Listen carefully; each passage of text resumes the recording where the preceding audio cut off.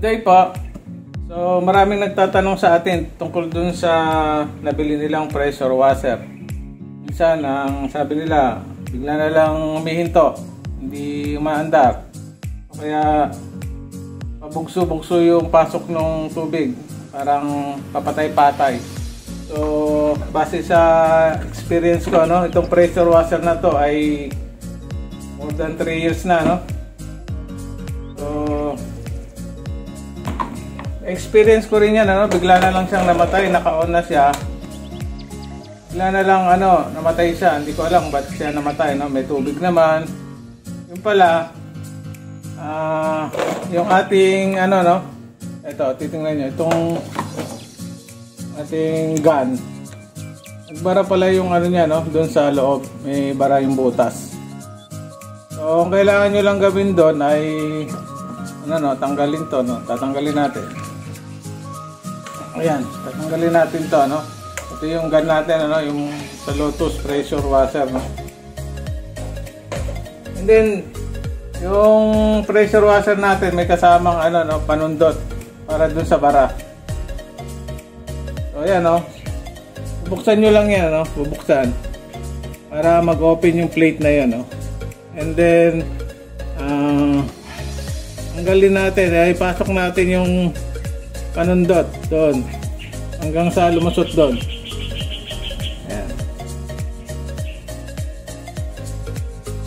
So yun, nawala na. Ito kasi in-improvise ko lang kasi nawala yung yung panundot na stainless. Ito ay alambre lang na in-improvise natin para matanggal natin yung bara. E nung matanggal na yung bara, balik lang uli natin, no? Ayun. Okay na yung ating pressure washer. Okay. Pero kung guys, no? Try nyo muna na na tanggalin dito dun sa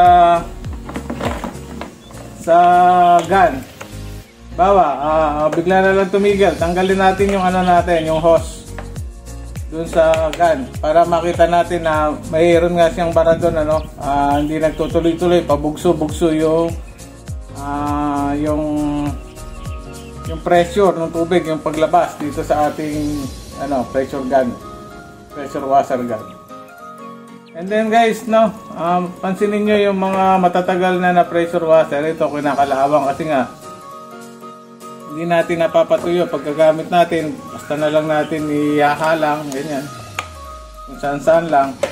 And then itong mga hose natin normally nagagato talaga yan, nagbubutas. Kailangan din pagkagamit natin punasan natin para hindi naman siya magato kasi nababasa nga dito pagka nagbibitak-bitak. And then pati yung mga cable natin yan, kasi pagka nangyari, yung pinaka ng ating mga wire, baka makuryente pa tayo. So kailangan din natin pag-ingatan yung ating gamit. So guys, yun lang, in-inform ko lang sa inyo kasi maraming nagtatanong para masagot na natin yung mga iba pang nagtanong noon, So kung may bago kayong natutunan, please like and subscribe to my YouTube channel. Thank you po. God bless. Bye-bye.